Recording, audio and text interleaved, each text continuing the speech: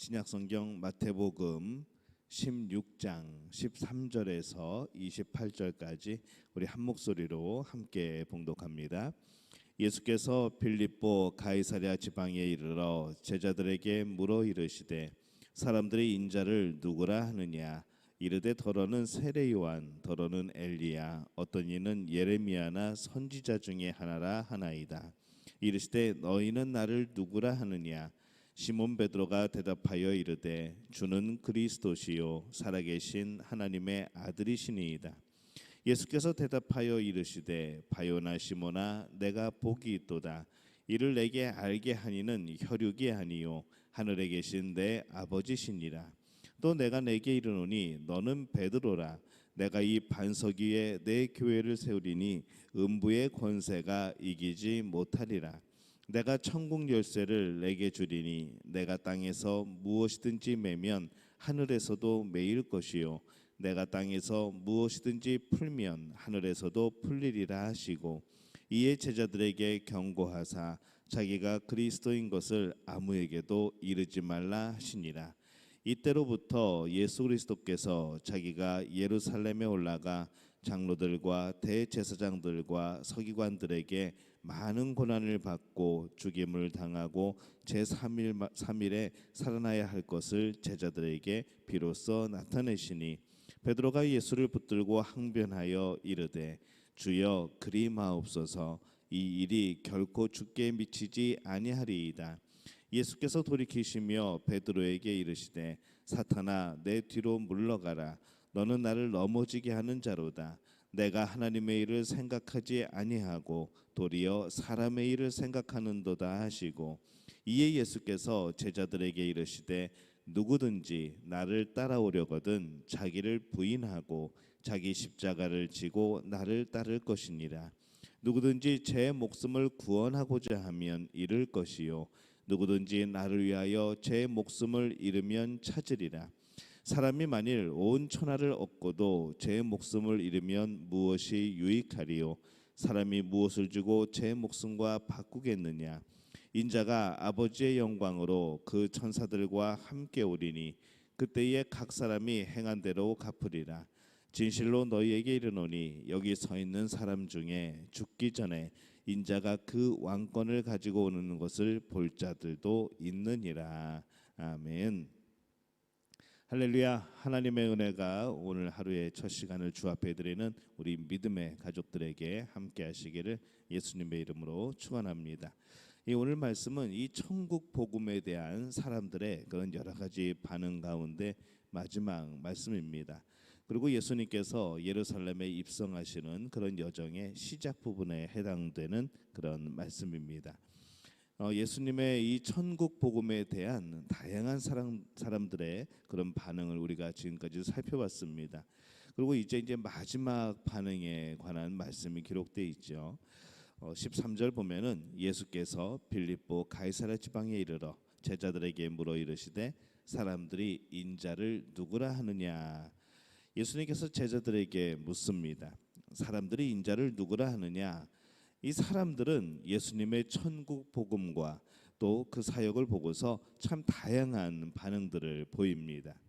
이르되 더러는 세례 요한이라 하기도 하고 더러는 엘리야라 하기도 하고 어떤 이는 예레미야나 선지자 중에 하나라 합니다 라고 제자들이 말을 합니다. 이 정도 대답이고 사실 이 정도 반응이면은 그래도 꽤 괜찮은 반응이죠. 그러나 정확한 예수님에 대한 믿음의 고백은 아닙니다. 그들은 예수님을 메시아로 생각하지 않고 이 메시아의 길을 준비하는 이 세례 요한이나 그런 선지자쯤으로 아마 생각을 했던 것 같습니다. 예수님이 메시아의 강한 힘을 가지고 있지 않다고 생각한 것이죠. 오늘날도 이 사람들은 이 예수님에 대하여서 다양한 반응을 합니다. 예수님에 대해서 믿음에 근접한 반응을 보이기도 하죠. 그러나 그것은 믿음이 아닙니다. 마치 오병이어 사건에서 그 빵을 먹은 사람들이 참 큰 경험을 하였고 참 그것에 대해서 그들이 놀라워했지만은 그것이 그들의 믿음이 아닌 것과 마찬가지인 것이죠. 우리는 예수님을 향해서 구체적이고 확실한 그런 알미, 예수님에 대한 확실한 지식이 필요합니다. 16절에 시몬 베드로가 대답하여 이르되 주는 그리스도시요 살아계신 하나님의 아들이시니이다. 이렇게 고백을 합니다. 이 베드로의 고백처럼 주는 그리스도시요 살아계신 하나님의 아들로 고백할 수 있는 그런 우리의 고백이 있어야 되는 겁니다. 우리의 구원을 세상에서 찾는다면은 우리는 진정으로 예수님을 믿는 것이 아닙니다. 세상 나라가 아니라 하나님 나라를 말씀하시는 예수님께서 우리의 유일한 구원자이심을 우리가 기억해야 되는 것이죠. 그래서 구원은 예수님 안에서 찾아야 되는 겁니다. 세상에서 찾는 것이 아니라 예수님 안에서 찾는 것이죠. 예수님을 확실하게 믿어야 합니다. 예수님의 천국 복음에 오직 믿음으로 우리는 응답을 해야 하는 것이죠. 예수께서 말씀하신 이 천국이 우리에게 복음이 되고 예수님이 가져오신 그 천국의 모습은 우리에게 천국의 시작을 알리는 일이고 또 우리가 이후에 완성된 천국에 가게 될 것임을 우리는 확신하게 되는 겁니다. 그래서 이 제자들은 이제 천국 복음을 미약하게나마 확신을 하게 되는 그런 모습을 또 보입니다. 이제서야 믿음을 가지게 되는 것이죠. 그들은 이후에 주님의 십자가에 또 실패를 합니다. 또 배반하고 또 배신하고 또 도망가고 그렇게 살아가는 것이죠. 그러나 부활로 인하여서 부활하신 예수님을 만났을 때 그들은 그 믿음이 확실해지고 또 성령이 임하였을 때 그들은 이제 그 믿음을 붙들고 오직 믿음으로 살아가고 또 복음을 전하게 되는 놀라운 역사를 그들은 이루어가게 됩니다. 믿음이 그렇습니다. 결코 쉽지 않죠. 이 천국 복음이 확실하게 중요하다는 것을 느낀다면 오직 믿음으로 살아가도록 우리가 그 길을 걸어가야 될 줄로 믿습니다. 이 베드로의 고백은 이 천국 복음에 대한 이 사람들의 다양한 반응을 나타내고 있습니다. 우리가 11장부터 16장까지 이 천국 복음에 대해서 많은 사람들의 다양한 모습을 우리가 지켜봤습니다. 그 결정판이 가장 그것이 고조되어 나타나는 것이 바로 이 베드로의 고백이었던 겁니다.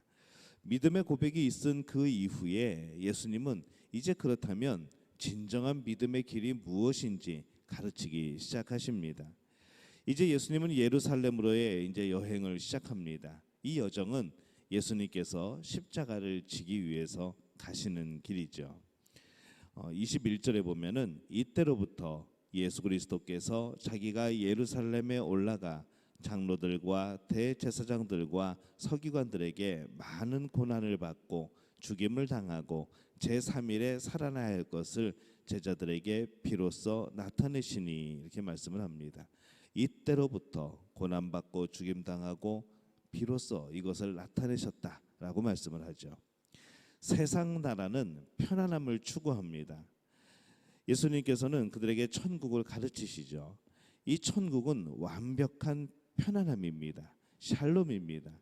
세상에서 세상 나라 역시 편안함을 추구하지만 그것은 하늘나라가 주는 하나님의 나라가 주는 예수님이 주는 그 평안과는 비교할 수 없는 그런 평안입니다. 하지만 세상 사람들은 이 세상 나라의 평안함과 천국의 이 평안함을 구별하지를 못합니다. 그냥 내가 살아가는 이 땅에서 내가 그냥 몸이 편안하면 그것이 전부라고 생각을 하는 것이죠. 이 사람들은 천국의 평안, 이 천국의 샬롬을 세상의 편안함으로 끌어내려 버립니다. 우리가 천국을 생각하게 될 때도 이 땅에서의 평안함, 그 평안함이 천국의 평안함이라고 착각을 하게 되는 것이죠. 그들이 환호했던 이 오병이어는 한 끼의 식사가 아닙니다. 바로 천국에서 이루어질 부족함 없이 우리에게 베풀어질 바로 이 천국의 잔치이고 만찬인 겁니다. 그것을 의미하기 때문에 참 놀라운 일인 것이죠. 근데 그들은 그 잔치에 열광하는 것이 아니라 그냥 배부른 것에 한 끼 식사를 기적적으로 해결한 것에 그것에 초점을 두고 그것에 그냥 만족했던 겁니다. 오늘날에도 그렇습니다. 오늘날에도 은혜 받았다고 하늘의 복을 받았다고 말을 할 때에 우리는 은연중에 이 세상의 복을 염두에 두는 경우가 많습니다. 세상에서의 복이 있어야만 진짜 복 받았다고 사람들은 말하는 것이죠. 이 세상 나라의 복과 천국의 복은 분명히 구별되어야 합니다. 그것은 같은 것 같으면서도 완전히 다릅니다. 세상 나라의 복이 멸망의 길이기 때문에 예수님께서 이 땅에 오신 것이죠. 그리고 천국 복음을 가르쳐 주십니다. 그렇다면 어떻게 우리가 이것을 구별할 수 있을까요?